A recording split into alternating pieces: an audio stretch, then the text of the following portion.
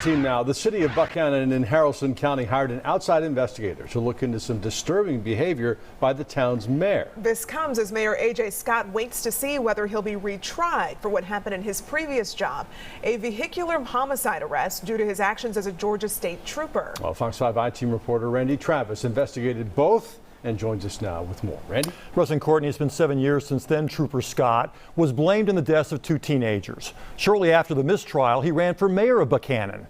That decision has always bothered the victims' families. They say what's happened since has made it worse. Call to order. As the mayor, A.J. Scott only gets to vote if there's a tie on the Buchanan City Council.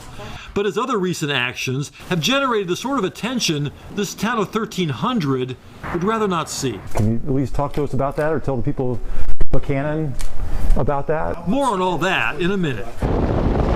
Back in 2015, it was State Trooper A.J. Scott behind the wheel late one night, barreling through Carroll County. Even though he was not responding to a call, Scott was going 90 in a 45-mile-per-hour zone, only to come to a sudden, tragic stop. The crash would kill two teenage girls, Kylie Lindsay and her best friend, Bella Chinchilla. Two boys in the front seat were critically injured, but survived. Is the trooper okay? He seems fine. Scott blamed the kids for crossing into his path. What happened, man? They pulled right up, making this left turn right there. You didn't see him?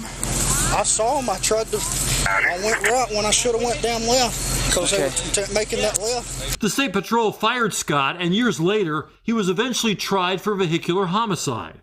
But as the jury deliberated, the judge ordered a mistrial, accusing the DA of not disclosing all the evidence to the defense. Both the DA and the judge later recused themselves from the case. The Georgia Supreme Court has yet to rule whether a special prosecutor will be allowed to retry Scott. We're just looking for justice for our girls, and we're going to go in it for the long haul. Leslie Woods and Kelly Lindsay are the mothers of the two victims. It's really tough to grieve my daughter with everything that continues to happen. Like what's described in these Buchanan police incident reports from September of this year. The mayor called the only Buchanan police officer on duty one night and told him to come here to Bremen and pick him up because he'd had too much to drink.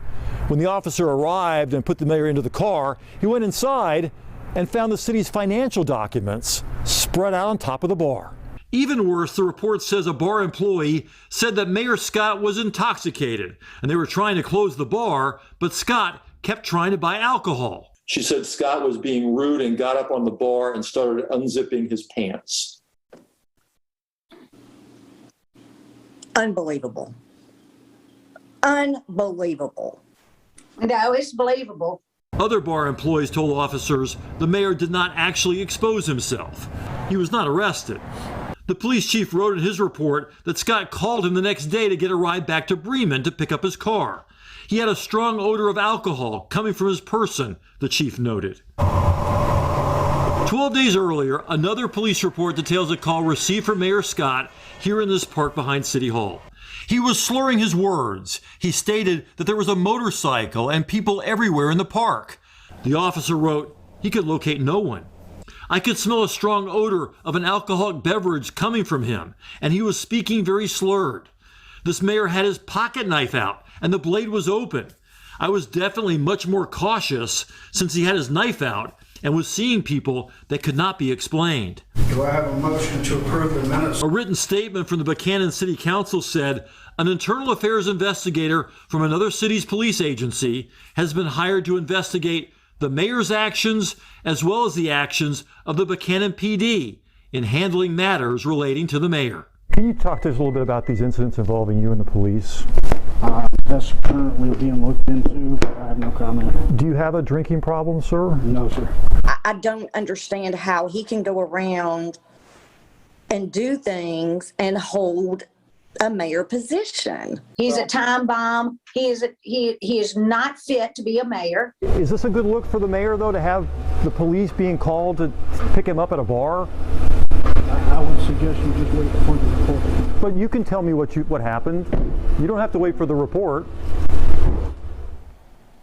Well, City Attorney Carrie Pilgrim promises that outside investigation report will be made public as soon as it is complete, hopefully in the next week or so. Well, while that goes on, he's out on bond. Does any of this affect that bond? Only if he was arrested, Courtney, I think would it affect his bond. These are just incident reports. Even the investigation, the outside investigation isn't complete yet. So it doesn't look like that's going to have any sort of effect. Perhaps it will spur the Georgia Supreme Court to at least take this appeal up. The Court of Appeals ruled against A.J. Scott. He claimed it was double jeopardy, and that's why he shouldn't be retried.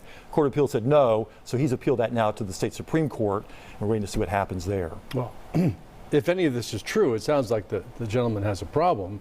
It's a strong charge saying he got up on the bar and unzipped his pants. Is there any video that proves that? There was video, Russ, at least video of what happened that night. I talked to the bar owner. It's since been erased. He said he offered it to the police, but they never came and picked it up. But when he looked at it, he said that you couldn't see the mayor exposing himself. He was getting up on a chair, but you couldn't see what he was doing. Surprising that they would erase that video. Well, it's something he says happens every couple weeks. It's a routine erasing of the security tape. He said nothing nefarious there. Yeah, Wow. well, and you brought up using the police chief as a cabbie. It's a lot of stuff. Police chief and the only Buchanan City police officer on duty one night, also as a cabbie. Wow. All right. I'm sure you'll keep us updated on the story, Randy. Will do. All right. Thanks.